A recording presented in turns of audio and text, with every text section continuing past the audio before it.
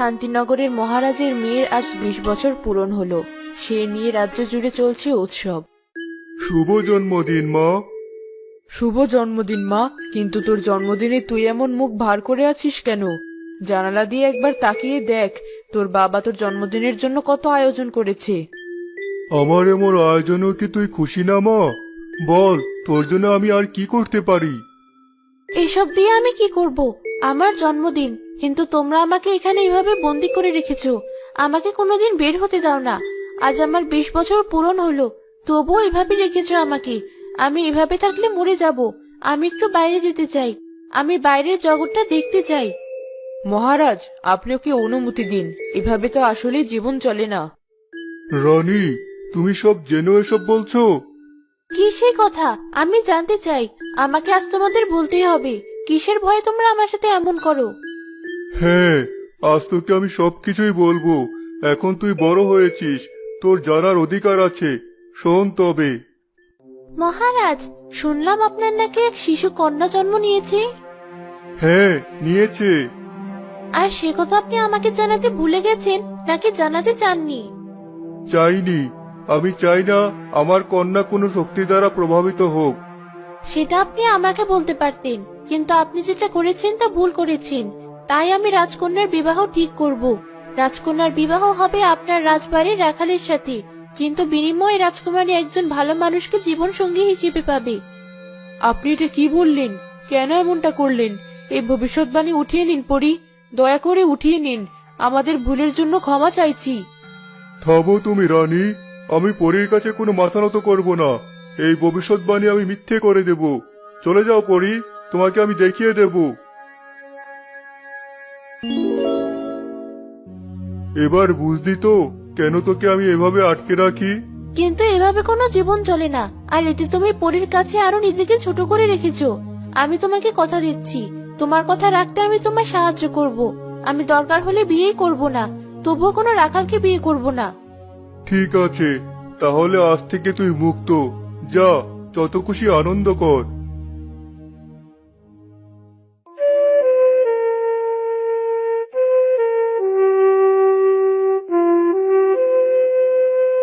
কিরে সুজন, তুই আজকেও মাঠে গরু চড়াচ্ছিস আর বাঁশি বাজাচ্ছিস? কেমন মানুষ রে তুই? কি আর বলবো বল। এই বাঁশি তো আমার একমাত্র সম্বল। এই গরুদের নিয়ে থাকি সারাদিন। তাদের সাথে তো আর কথা বলতে পারি না। মনে যত কথা এই বাঁশির সুরেই প্রকাশ করি। আর অন্য কিছু আমার ভালোও লাগে না। সে তো যা ইচ্ছে হয় কর, কিন্তু আজ যে রাজকন্যার 20 বছর পূর্ণ হলো, সবাই রাজদরবারে যাচ্ছে, ভোজন করছে, আর তুই কিনা রাজবাড়ির রাখাল হয়েও এখানে বসে বসে বাঁশি বাজাচ্ছিস। এই প্রথম রাজকন্যা সবার সামনে এসেছে, সবাই তাকেই দেখতে গেছে। এর আগে কেউ কখনো তাকে দেখেনি, জানিস? শুধু রাজকুমারীকে দেখতে গেলে হবে? এদিকে আমি গেলে এই গরুগুলো দেখবে কে? বাঘ এসে সবকটাকে খেয়ে যাবে, আর না হলে চোর এসে নিয়ে যাবে। তখন আমার একুল উকুল কিছুই থাকবে না। এটা তো ঠিক বলেছিস, কিন্তু বন্ধু হিসেবে আমি তোর একটা উপকার করতে পারি। আমি তো খেয়ে এসেছি, আর রাজকুমারীকেও দেখে এসেছি। কি তার রূপ! এমন সুন্দর নারী পৃথিবীতে দুটি হয় না, বুঝলি তো? তাই বলছি, শোন, আমি না হয় এখানে বসে গরু পাহারা দিচ্ছি, তুই গিয়ে খেয়ে আয়, আর রাজকুমারীকে একবার দেখে চোখ সার্থক করে আয়। তারপর দুজনে আড্ডা দেবো না হয়? না রে, সেসবের দরকার নেই। আমি বাড়ি গিয়ে মায়ের হাতের পান্তা ভাত খেয়ে নেব, আর কপালে থাকলে পরে না হয় রাজকুমারীকে দেখে নেব। আরে যা বলছি, আছি তো আমি নাকি? যা তো।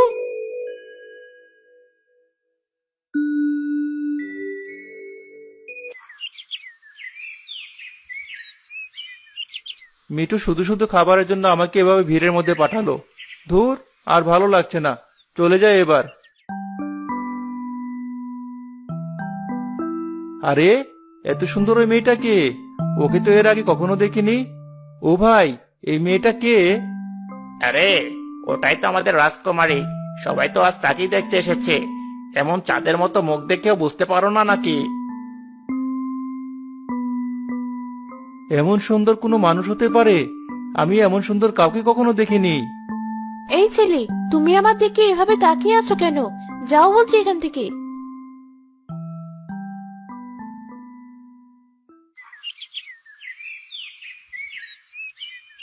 কিরে, রাজবাড়ির ভোজ কেমন খেলি? এমন খাওয়া খেয়েছি আজীবন আর না খেলেও মনে হয় চলবে। কি বলছিস তুই এসব? কি হয়েছে বলতো আমাকে খুলে। তোর হাবভাব আমার ভালো লাগছে না। বন্ধু, আমি আজ প্রথমবার রাজকন্যাকে দেখেছি, আর তাকে দেখার সাথে সাথে আমি সিদ্ধান্ত নিয়েছি আমি বিয়ে করলে রাজকন্যাকেই বিয়ে করব, না হলে আমি কোনোদিন বিয়েই করব না। তুই পাগল হয়ে গেছিস বুঝলি। যা, বেলা হয়ে গেছে। গরুগুলো এবার রাজবাড়ি রেখে বাড়ি চলে যা। মাথা পাগল ছেলে একটা, যা মন চায় তাই বলে। হ্যাঁ, তাই করি। তবে তুইও মনে রাখিস বন্ধু, রাজকন্যা ছাড়া আমি কাউকে বিয়ে করব না। হে উপরওয়ালা, ছোটবেলায় আমার বাবাকে তুমি আমাদের থেকে কেড়ে নিয়েছো। আমি আর আমার মা অনেক কষ্টে জীবন পার করেছি, কখনো তোমার কাছে কিছু চাইনি, তবুও আজ আমি তোমার কাছে মিনতি করছি, রাজকুমারীকে তুমি আমার ঘরের বউ বানিয়ে দাও। এবার গরুগুলোকে রাজবাড়ি দিয়ে বাড়ি চলে যাই।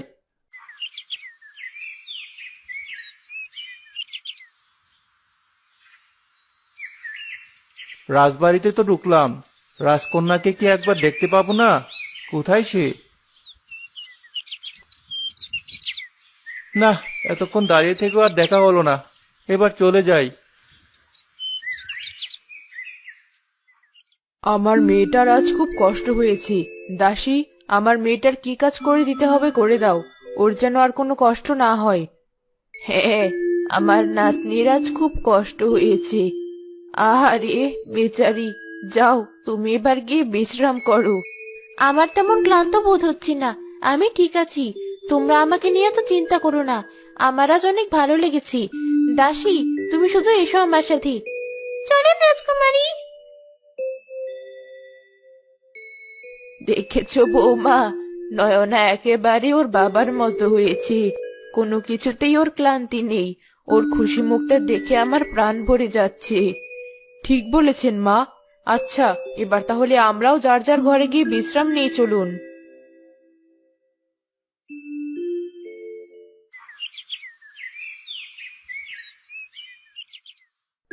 বাবা, আজ বাড়ি ফিরতে তোর তো দেরি হলো কেন? রাজকন্যা জন্মদিন ছিল আজ, সেখানে একটু দেরি হয়ে গেছে। মা, আমি তোমাকে একটা কথা বলতে চাই। কি কথা বলবি, বল। মা, আজকে প্রথম আমি রাজকন্যাকে দেখেছি, আর তাকে দেখে আমার ভালো লেগেছে। ওকে আমি বিয়ে করতে চাই মা। তুই এসব কি কথা বলছিস? কোথায় রাজকন্যা আর কোথায় তুই? তুই রাজবাড়ির সামান্য রাখাল, সে কথা কি তুই ভুলে গেছিস? কিছুই আমি ভুলিনি মা, তবে আমি রাজকন্যাকে বিয়ে করব, নয়তো বিয়েই করব না। সে পরে দেখা যাবে, এখন তুই গিয়ে হাত মুখ ধুয়ে আয় দেখি। ওপরওয়ালা, আমার ছেলেটার কি হলো? তুমি আমার ছেলেটার মাথায় একটু সুবুদ্ধি দাও। অনেক হলো, এবার আমি নিজে গিয়ে রাজকুমারী নয়নাকে বলবো আমি তাকে বিয়ে করতে চাই। আরে, ওই তো রাজকুমারীর দাসী। দেখি ওর সাথে কথা বলে কিছু করা যায় কিনা। ও দাসী, শোনো না, তোমার সাথে আমার একটু কথা আছে। বলে কি কথা? আমি রাজকুমারীর সাথে একটু কথা বলতে চাই। কিভাবে বলবো বলো তো? এমন কি, চলো আমার সাথে। রাজকুমারী পাশের বাগানে বসে আছে। ওই তো দেখো, বসে বসে আচার খাচ্ছে। ঠিক আছে, তুমি এখানেই দাঁড়াও, আমি গিয়ে কথা বলে আসি।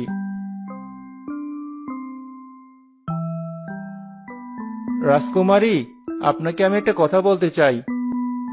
কে তুমি? কি বলতে চাও আমাকে? আমি আপনাদের রাখাল, আমি আপনাকে বিয়ে করতে চাই। তোমার এত বড় সাহস! বেরিয়ে যাও বলছি, না হলে পাহারাদার ডেকে ধাক্কা দিয়ে বের করে দেব।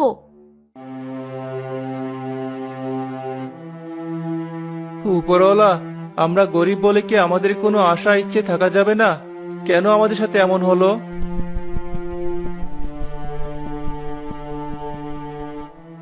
কেঁদো না রাখাল, চিন্তা করো না। রাজকুমারী নয়না তোমারই বউ হবে। সত্যি বলছো পরি? পরীরা মিথ্যে বলে না, তুমি মিলিয়ে নিও। আসি আমি, ভেঙে পড়ো না। পণ্ডিত, আমি ঠিক করেছি রাজকন্যার এবার বিয়ে দিয়ে দিব। আপনি বলুন, কোন রাজ্যের রাজকুমার আমার মেয়ের জামাই হবে? ক্ষমা করবেন মহারাজ, সে কথা আমি আপনাকে বলতে পারবো না। আপনার সাহস দেখে আমি হতভম্ব হয়ে যাচ্ছি। আমার মুখের উপর না বলার সাহস আপনি কোথায় পেলেন? আমাকে ক্ষমা করবেন মহারাজ, আর যদি বলতেই হয় আমি আপনাকে একান্তে এই বিষয়ে কথা বলবো। এই বড় সবাই সে কথা আমি আপনাকে বলতে পারবো না, তাতে আপনার মান সম্মান নষ্ট হবে। আপনি কথা বলে আমাকে আরো বেশি অপমান করছেন। আপনি এখানেই বলুন, কোন রাজ্যের রাজকুমার আমার মেয়ের জামাই হবে? কোনো রাজকুমার নয় মহারাজ, বরং আপনাদের রাখাল সুজন রাজকন্যার স্বামী হবেন। কি? এত বড় সাহস তোমার পণ্ডিত? সেই জন্য আমি আপনাকে বলতে চাইনি মহারাজ, কিন্তু বিধিবিধানে যে এটাই লেখা আছে। এদের ওপর রাগ দেখালে হবে না রাজা, আমি যা বলেছি তাই হবে। তোমার মেয়ের রাখালের সাথেই বিয়ে হবে। তোমার কথা আমি বিশ্বাস করি না। কে কোথায় আছো? পৃথিবীর সব বড় বড় পণ্ডিতদের ডাকো, আমি তাদের মুখে শুনতে চাই। চেষ্টা করতেই পারো, তবে তাতে লাভ হবে না। আমি আসি। একে একে অনেক বড় বড় পণ্ডিত আসে, আর একই কথা সবাই বলে। এদিকে সারা রাজ্যে সে কথা ছড়িয়ে পড়ে। না, আমি কিচ্ছু খাবো না। তোমরা এসব এখনই নিয়ে যাও, না হলে আমি সব ভেঙে ফেলবো। রাজকুমারী, আপনি আজ কদিন হলো ঠিক মতো খাওয়া দাওয়া করছেন না। আপনার শরীর খারাপ করবে, দয়া করে খেয়ে নিন। তোমাদের সেসব ভাবতে হবে না, তোমরা এগুলো নিয়ে এখান থেকে চলে যাও। দাসী, তুমি বাইরে যাও, আমি আজ আমার মেয়েকে খাওয়াবো। মা, তুমি আমাকে জোর করো না, আমি এখন খেতে পারবো না। আমি তোর মনের অবস্থা বুঝতে পারছি, কিন্তু তুই এমন করে ভেঙে পড়িস না। তোর বাবা কখনো এমনটা হতে দেবে না। সত্যি বলছো মা? ওই রাখালকে তো আমার বিয়ে করতে হবে না। না মা, কখনোই না। তুই এবার পেট ভরে খা দেখি। শুনেছ মা, পণ্ডিতগণও বলেছে রাজকুমারী কেবল আমারই বউ হবে। তুমি আর দেরি করো না মা, প্রস্তাব নিয়ে রাজার কাছে যাও। কি বলছিস তুই? কিন্তু এটা কি ঠিক হবে? এটাই বিধিবিধান মা, তুমি যাও। তুই আমার একমাত্র ছেলে, তুই যখন চাইছিস তবে আমি যাব। সেনাপতি, যত তাড়াতাড়ি সম্ভব আশেপাশের সব রাজ্যে খবর পাঠাও। আমার মেয়ে নয়নাকে আমি যোগ্য রাজপুত্রের হাতে তুলে দেব। তাদের সকলের নিমন্ত্রণ। ঠিক আছে মহারাজ, আপনার যা ইচ্ছে। আমি এখনই খবর পাঠানোর ব্যবস্থা করছি, আপনি কোনো চিন্তা করবেন না।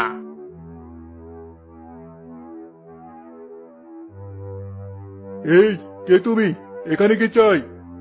মহারাজ, আমার ছেলে সুজন রাখালের সাথে আপনার মেয়ের বিয়ের সম্বন্ধ নিয়ে এসেছি আমি। আপনি নিশ্চয়ই জানেন আপনার মেয়ের বিয়ে আমার ছেলের সাথেই হবে, তাই আমি নিজেই আমার ছেলের বিয়ের প্রস্তাব নিয়ে এসেছি। যত বড় মুখ নয় তত বড় কথা। তোমার সাহস হলো কি করে আমার দরবারে এমন প্রস্তাব নিয়ে আসার? সামান্য রাখাল হয়ে আমার মেয়েকে বিয়ে করতে চায় তোমার ছেলে? শোনো তুমি, তোমার বাড়ির পূর্বপুরুষেরা আমাদের বিশ্বস্ত রাখাল ছিল বলে এখনো তোমার ছেলে আর তোমাকে আমি বাঁচিয়ে রেখেছি। না হলে কবেই তোমাদের আমি শুলে চড়াতাম। তবে এই শেষবার সুযোগ দিচ্ছি, যদি তোমাদের আর কাউকে আমার ত্রিসীমানায়ও দেখি, তাহলে তোমাদের মৃত্যু কেউ আটকাতে পারবে না। এখনই বেরিয়ে যাও বলছে এখান থেকে, না হলে প্রহরী দিয়ে ঘাড় ধাক্কা দিয়ে বের করে দেব। মহারাজ, আমি নিজেই চলে যাচ্ছি, তবে আপনিও মনে রাখবেন, বিধির বিধান কেউ বদলাতে পারে না, আপনিও পারবেন না। এই, কে কোথায় আছিস? বের করে দে এক্ষুনি একে।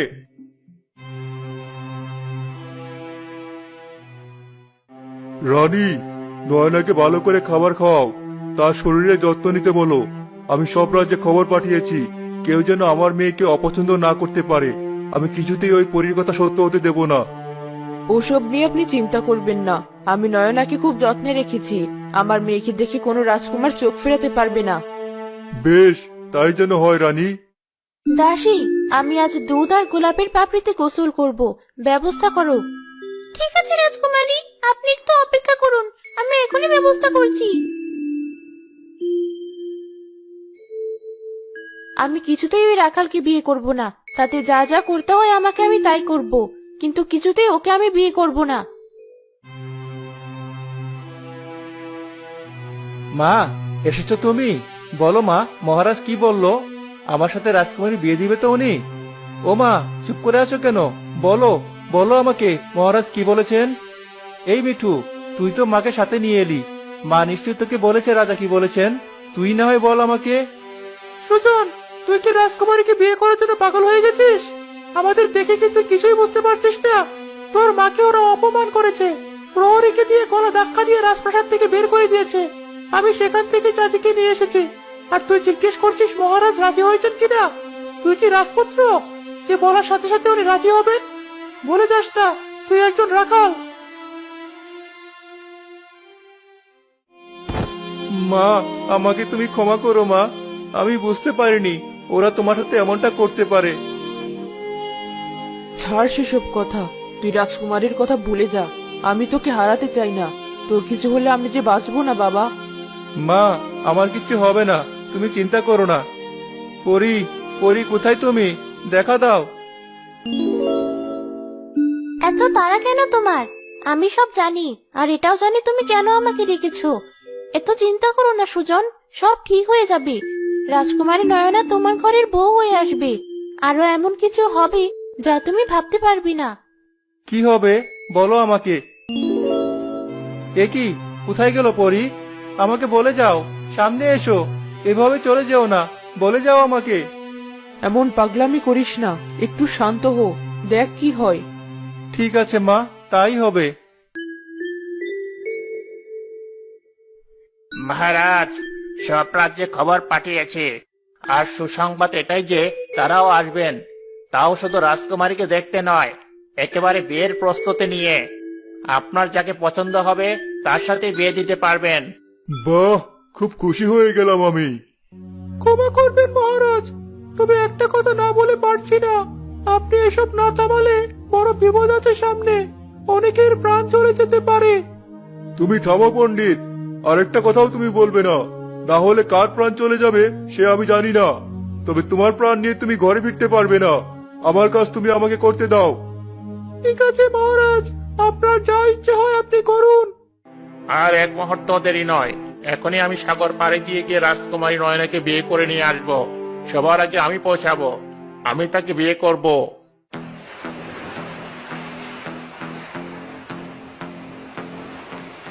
একই সমুদ্রে এমন হঠাৎ ঢেউ উঠলো কেন? এত বড় ঢেউ আমি কখনো দেখিনি। এমন কেন হচ্ছে? মনে হচ্ছে এক্ষুনি ডুবে যাব। বাঁচাও, কেউ বাঁচাও আমাকে।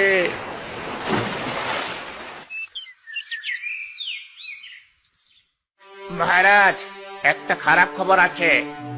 কি খারাপ খবর বলো? মহারাজ, রাজপুত্র শেহনাজ আমাদের রাজ্যে আসার সময় সমুদ্রে তলিয়ে গিয়েছেন। তাকে আর খুঁজে পাওয়া যায়নি। তার হয়তো মৃত্যু লেখা ছিল, এতে আমার আর কি করার বলো? আমি রাজকন্যা নয়নাকে বিয়ে করতে পাহাড় পথে যাব সেই রাজ্যে। এতে করে আমি তাড়াতাড়ি পৌঁছাতে পারবো। আমার আগে কেউ যেতে পারবে না সেখানে। এখনই আবার তেজি ঘোড়া নিয়ে বেরিয়ে পড়ি।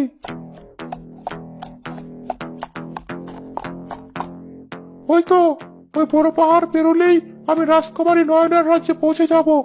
আমাকে আরো তাড়াতাড়ি যেতে হবে। রাজপুত্র হুঞ্জা সে বড় পাহাড়ে উঠতে থাকে। ঘোড়া জোরে চলার কারণে পাহাড়ের খাদে পড়ে মারা যায় সে। মহারাজ, আবারও দুঃসংবাদ আছে। এবার রাজপুত্র হুঞ্জা আমাদের রাজ্যে আসার সময় পাহাড়ের খাদে পড়ে মারা গেছেন। ভালো হয়েছে মারা গেছে, না হলে অমন বেকুবের সাথে আমার মেয়ের বিয়ে দিতে হতো। আরে, অমন খাদের পাশ দিয়ে যে ঘোড়া চালিয়ে আসে তার কি কোনো বুদ্ধি আছে? এবার আমি যাব রাজকন্যা নয়নাকে বিয়ে করতে। একটু দেরি হোক, কিন্তু পাহাড় সমুদ্র এসব পথে আমি যাব না। আমি যাব স্থল পথে। এক্ষুনি বেরিয়ে পড়ি তাহলে।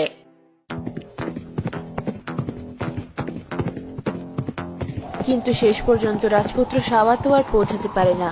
পথে এক ঝড়ে সে হারিয়ে যায়। তার আর কোনো খোঁজ পাওয়া যায় না। মহারাজ, রাজপুত্র সাওয়াতো আমাদের রাজ্যে পৌঁছাতে পারেনি। তার আগে জ্বরের কবলে পড়ে সে হারিয়ে গেছে। মহারাজ, দয়া করুন এবার, আর নয়। আপনি খুব ভালো করে জানেন এসব কেন হচ্ছে। নিজের স্বার্থের জন্য আপনি এত মানুষের প্রাণ এভাবে নষ্ট করবেন না। চুপ করো তুমি, আমি রাজা, আমি যা ইচ্ছে তাই করব। না বাবা, আর নয়, আমি আর বিয়ে করব না। তুমি আর কোনো জীবন নষ্ট করো না। তবে তাই হবে, তবু ওই পরীর কথা মতো তোকে আমি রাখালের সাথে বিয়ে দেব না। শোনো রাখাল, তুমি এবার বিয়ের জন্য তৈরি হও। খুব তাড়াতাড়ি সেই শুভ দিন চলে আসবে।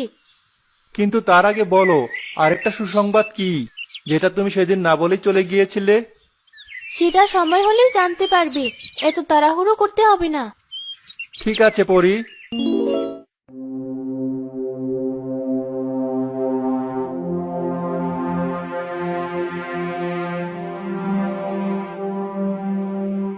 মহারাজ, কিছু করুন। সারা রাজ্যে অভাব দেখা দিয়েছে, জমিতে ফসল ফলছে না, পুকুর নদীর পানি শুকিয়ে যাচ্ছে, মানুষের বেঁচে থাকা কষ্ট হয়ে পড়েছে মহারাজ। হঠাৎ এমন হলো কেন? পণ্ডিত, তুমি কি বলতে পারবে এর কারণ কি? ক্ষমা করবেন মহারাজ, তবে এসবের কারণ আপনি। রাজকন্যার বিয়ে না দিলে এই দুর্যোগ থামবে না। মহারাজ, আপনি এবার আপনার জেদ বাদ দিন, সবার জীবন বাঁচান মহারাজ। মহারাজ, আপনি এটা মেনে নিন, না হলে আমাদের মেয়েকেও আজীবন সঙ্গীহীন থাকতে হবে, আর প্রজারাও কষ্ট পাবে। বেশ, তবে তাই হবে। খবর পাঠাও রাখালের বাড়ি, আগামীকালই বিয়ে হবে। রাখাল সুজন, মহারাজ খবর পাঠিয়েছেন, কাল তোমার আর রাজকুমারী নয়নার বিয়ে। তুমি তৈরি হয়ে এসো। বেশ, আমি আসবো। মা, শুনেছো তুমি? মহারাজ সব মেনে নিয়েছেন, কাল রাজকন্যার সাথে আমার বিয়ে। কিন্তু আমার অনেক চিন্তা, সাথে ভয়ও করছে। আমাদের তো কিছুই নেই সুজন, তাহলে কি করে তুই বিয়ে করতে যাবি? রাজকন্যার সাথে বিয়ে বলে কথা, সেখানে কি আর তুই এমন করে যেতে পারবি? এটা তো তুমি ঠিক বলেছো মা, আমি তো এটা ভেবেই দেখিনি। এবার কি হবে মা? তুই একবার পরীকে ডাক, সে কোনো একটা উপায় ঠিক বলে দেবে। বেশ, তাই করছি। পরি, ও পরি, একবার দেখা দাও দেখি, তোমাকে আমার ভীষণ প্রয়োজন। দেখা দাও পরি।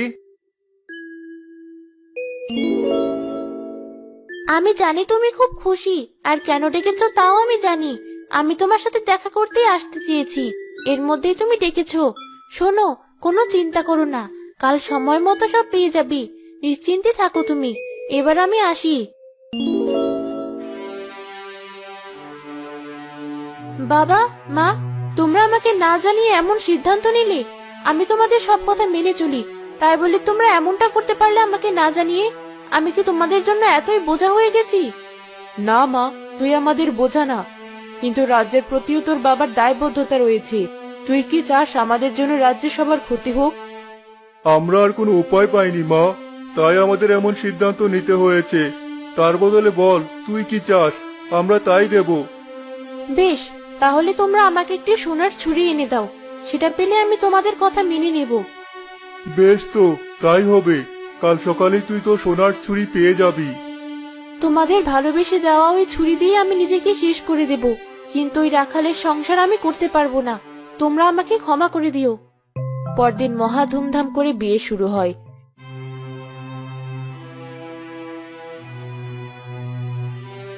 কিরে সুজন, পরি তো এখনো এলো না। এদিকে তোর যাওয়ার যে সময় হয়ে এলো, তাহলে কি পরি আর আসবে না? অমন কথা বলো না মা, পরি ঠিক চলে আসবে, একটু অপেক্ষা করো। এই তো আমি চলে এসেছি।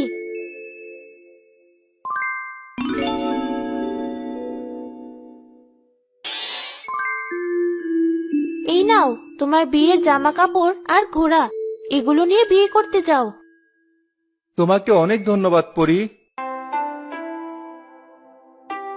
এই দেখো মা, আমি এগুলো পরে ফেলেছি।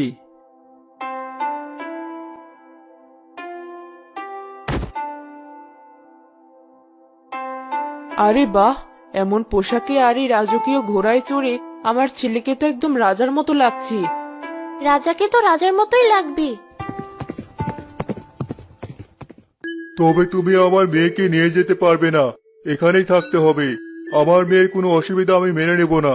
তোমাকে আমি নতুন বাড়ি বানিয়ে দেব, তখন সেখানে ওকে নিয়ে যাবে। আপাতত এখানেই থাকো। যা আপনার ইচ্ছে মহারাজ। ওই রাখাল আমার ঘরে আসার আগে আমি নিজেকে শেষ করে দেব।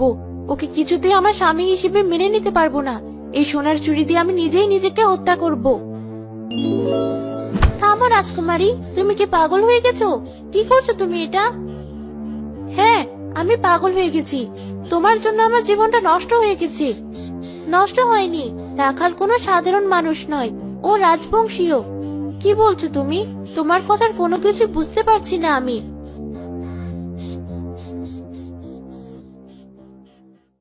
এরপর পরি সবাইকে ডেকে নিয়ে আসে।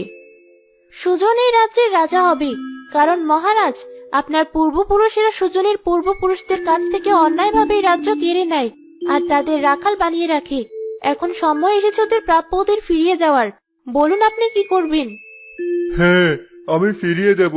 আমি এসবের কিছু জানতাম না। ওকে আমি ঠকাবো না। এখন থেকে সুজন এই রাজ্যের রাজা। কিন্তু পরি, তুমি কে? আমি তখন থেকে তোমাদের বৃত্ত। এতদিন এসব না বলার জন্য আমাকে ক্ষমা করো। আমাকেও ক্ষমা করো। এসব বলবেন না। আপনারা সবাই দোয়া করবেন আমরা যেন সুখী হতে পারি।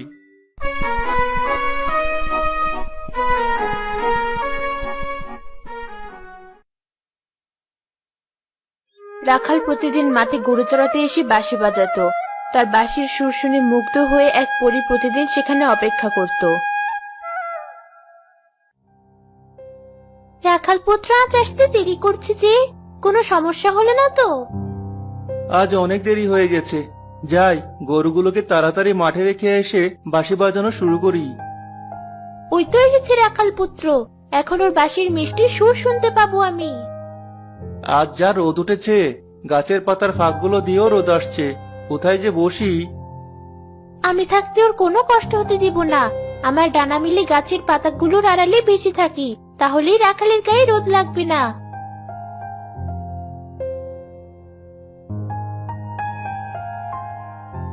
আমি বলতে না বলতেই ওই জায়গাটা ছায়া পড়লো। যাই, ওখানে বসেই আমার বাঁশি বাজানো শুরু করি। রাখাল বাঁশি বাজানো শুরু করেছে। ওর বাঁশির সুর শুনলেই আমার মন ভরে যায়। অনেকক্ষণ তো বাঁশি বাজালাম, এবার একটু ঘুমিয়ে নেই।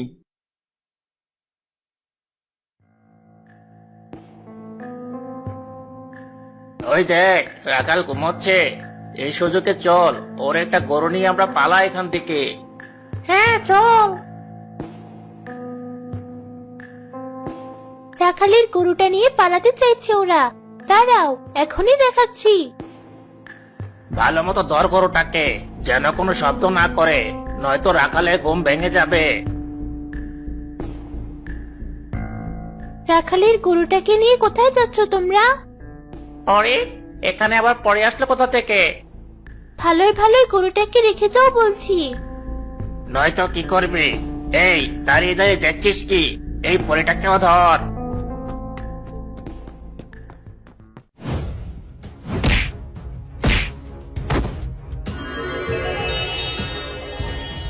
এত শব্দ শুনে রাখালের ঘুম ভেঙে গেল। এই লোক দুটো কে? আর পরি এখানে কি করছে? আপনার ঘুম ভাঙানোর জন্য আমি দুঃখিত। এই লোক দুটো আপনার গরু চুরি করতে গিয়েছিল, তাই আমি ওদেরকে বেঁধে রেখেছি। আপনাকে অসংখ্য ধন্যবাদ। আপনি না থাকলে আমার গরুটা আজ হারাতাম। আমি এখনই চোর দুটোর উপযুক্ত শাস্তির ব্যবস্থা করছি। আমি আজ আসি, তবে এরপর থেকে আপনি সাবধানে থাকবেন। কিরে, আজ তো তাড়াহুড়া করে গরুগুলো চড়াতে যাচ্ছিস যে? কাল তো যেতেই চাইছিলি না। না মানে বাবা, অন্য আরেকটা কাজ আছে আর কি। তোর লক্ষণ তো সুবিধে ঠেকছে না। ঠিক আছে, যা।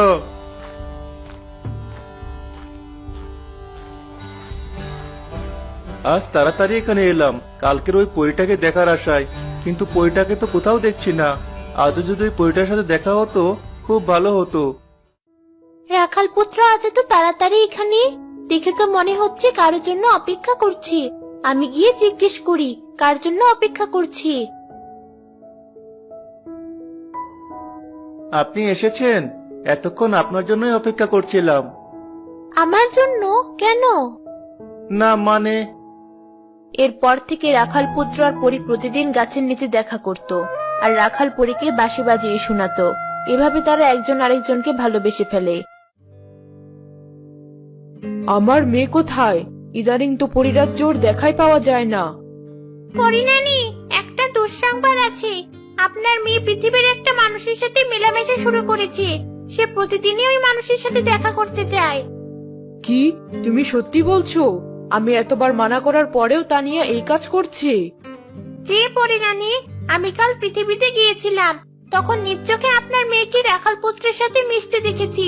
তানিয়া হয়তো এখনো ওই রাখাল পুত্রের সাথেই আছে। কে সেই রাখাল পুত্র? আমাকে এখনই তার কাছে নিয়ে চলো। তোমাদের পরিরাজ্য দেখতে মনে হয় অনেক সুন্দর। আমাকে একদিন তোমাদের দেশে নিয়ে যাবে? আচ্ছা, নিয়ে যাব। তবে তোমাকে লুকিয়ে নিয়ে যেতে হবে, কারণ পরিরাজ্যে মানুষের প্রবেশ নিষেধ। নিষেধ কেন? আমার মা পরিরাজ্যের রানী, সে কারণেই। তানিয়া, তুই কি করছিস? মা, তুমি এখানে কিভাবে আসলে? আমার কথা বাদ দে, এই ছেলেটাকে, তুই ওর সাথে কি করছিস? রাগ করবেন না, আমি আপনার মেয়ে তানিয়াকে অনেক ভালোবাসি। আপনার অনুমতি থাকলে আমরা দুইজন বিয়ে করতে চাই। তুমি চুপ থাকো, আমি তোমার কাছে কিছু শুনতে চাইনি। তানিয়া, আমি তোকে এত বোঝানোর পরও, এত সাবধান করার পরও তুই আমার মতো একই ভুল করছিস। ও অনেক ভালো মা, বাবার মতো নয়। সব মানুষই এক, ধোঁকাবাজ। তুই এখনই আমার সাথে চল, আজ থেকে তোর পৃথিবীতে আসা বন্ধ। না মা, আমি ওকে ছেড়ে কোথাও যাব না। দরকার পড়লে আমি সারা জীবন পৃথিবীতেই থাকবো। কি বলছিস এসব? তুই জানিস না, যত বেশি দিন তুই এই পৃথিবীতে থাকবি তত তোর জাদু ক্ষমতা কমে যাবে। তখন আর তুই নিজে নিজে পরিরাজ্য ফিরে যেতে পারবি না। জানি মা, যেখানে রাখাল পুত্র নেই সেখানে আমি আর যেতেও চাই না। তোকে আমি এত কষ্ট করে বড় করেছি তোর মুখে এই কথা শোনার জন্য? ঠিক আছে, তুই যখন সিদ্ধান্ত নিয়েই নিয়েছিস তাহলে তুই এখানেই থাক। লালপরি, চলো এখান থেকে।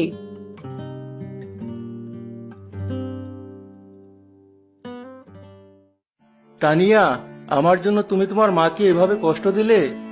মা আমাদের ভালোবাসা কখনোই মেনে নিত না। সে সব মানুষকেই ঘৃণা করে। কেন? মানুষেরা তার কি এমন ক্ষতি করেছে? মা যখন আমার বয়সী ছিল তখন সেও আমার মতো একজন ভুল মানুষকে ভালোবেসেছিল, সবার মতের বিরুদ্ধে গিয়ে।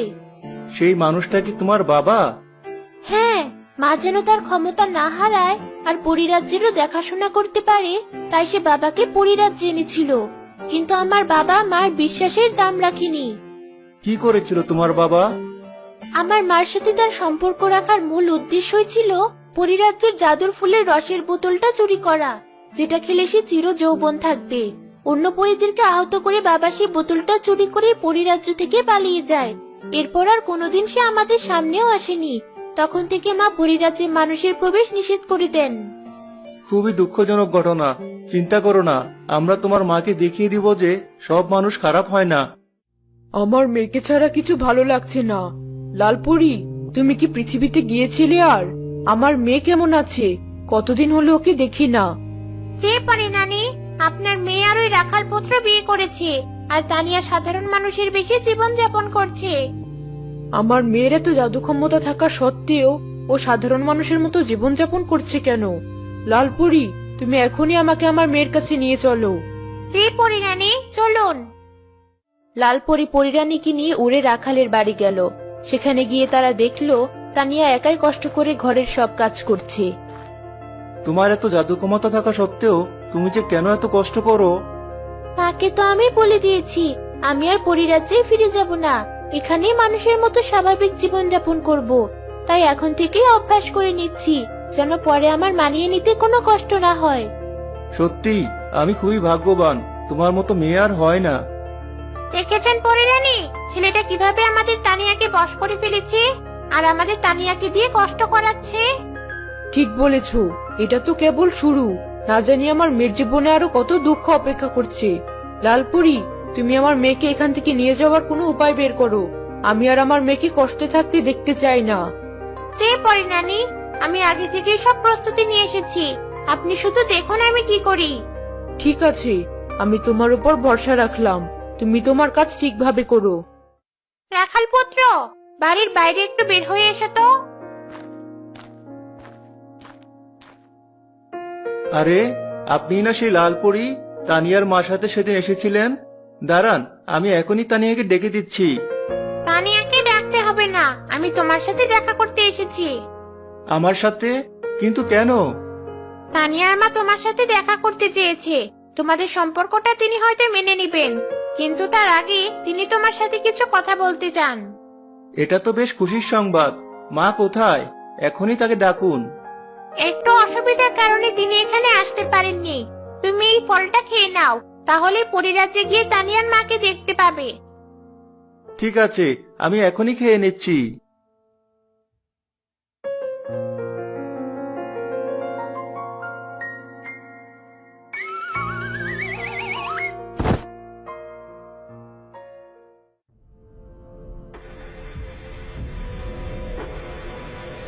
কি হলো তোমার? তুমি এই সন্ধ্যাবেলায় বাইরে মাটি দিয়ে ভাবে শুয়ে আছো কেন?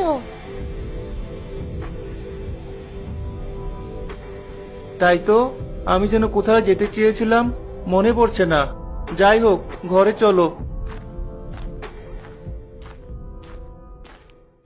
তুমি আগে হাত মুখ ধুয়ে এসো। তুই আমাকে আদেশ দিচ্ছিস কি করতে হবে? তোর কথা না শুনলে কি করবি তুই? তুই বৌমার সাথে এভাবে কথা বলছিস কেন? ওর কাছে ক্ষমা চা। আমি ওর কাছে ক্ষমা চাইবো? হা, হা, হা, হা, কখনোই না। আর তোর এত বয়স হয়েছে, তবু তুই মরিস না কেন? আমাদের মাঝে কথা বলতে আসিস আবার? বাবাকে এসব কি বলছো তুমি? পাগল হয়ে গেলে? এ কি করলি তুই? বউয়ের গায়ে হাত তুললি? বেশ ভালো করেছি। তুই এখনই আমার বাড়ি থেকে বের হয়ে যা। তোর মুখও দেখতে চাই না আমি। অনেক সহ্য করেছি তোকে। ঘরের একটা কাজও ঠিকভাবে পারিস না। তোর মতো মেয়েকে বিয়ে করে আমি আমার জীবন ধ্বংস করেছি। তুই আমাকে জাদুমন্ত্র করে ফাঁসিয়েছিস।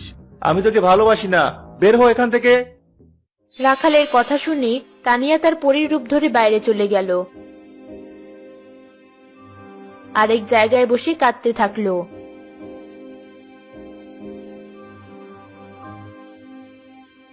কি হয়েছে তানিয়া? তুমি এভাবে কাঁদছো কেন? লালপুরি, তুমি এসেছো?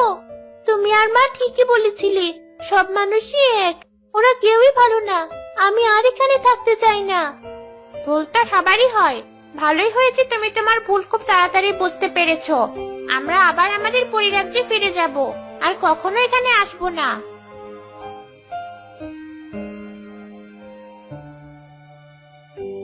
মা তুমি? হ্যাঁ, তোর কান্না দেখে আর থাকতে পারলাম না। তুই তোর ভুল বুঝতে পেরেছিস, এটাই আমার জন্য যথেষ্ট। আর কখনো তোকে দূরে যেতে দেব না আমি। মা, আমি বাবাকে কিছু না বলেই চলে এসেছি। ওই পাষাণটা বাবার সাথেও খারাপ করেছি। আমি শেষবারের মতো ওখানে আরেকবার যেতে চাই। পরিরানী, আপনি তানিয়াকে শেষবারের মতো ওখানে পাঠাতে পারেন।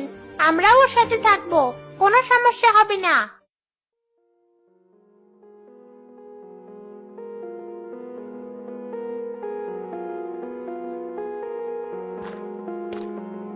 তুই আবার এখানে কোন সাহসে এসেছিস? আমি বাবার সাথে দেখা করতে এসেছি, তোমার সাথে নয়। বাবা, আমার কোনো ভুল থাকলে আপনি আমাকে ক্ষমা করে দিন। আমি আর আপনার ছেলের সাথে থাকবো না। আজীবনের জন্যই পৃথিবী ছেড়ে দূরে চলে যাব। আপনিও চাইলে আপনারই পাষাণ ছেলেকে ছেড়ে আমার সাথে যেতে পারেন। আমার ভুল হয়ে গেছে। আমি যে কেন এমন আচরণ করেছি তোমার সাথে আমি নিজেও জানি না। তোমরা আমাকে ছেড়ে কোথাও যেও না। আর কখনো এমন করব না আমি। আশ্চর্য ব্যাপার, জাদুর ফলটার প্রভাব তো কমপক্ষে 2 দিন থাকার কথা। এত কম সময়ের ভিতর রাখাল স্বাভাবিক হয়ে গেছে, আর ওর চোখ বেয়ে পানিও পড়ছে। কোনো মানুষের মনে সত্যিকারের ভালোবাসা না থাকলে তো এমন হওয়ার কথা না। তার মানে রাখাল সত্যি আমার মেয়েকে ভালোবাসে। পরিরানী তানিয়াকে সব খুলে বললেন। তানিয়াও বুঝতে পারলো রাখাল পুত্র সে ফলের কারণেই এমন আচরণ করেছে। তানিয়া রাখাল পুত্রকে ক্ষমা করে দিল, আর পরিরানীও তাদেরকে মেনে নিলেন।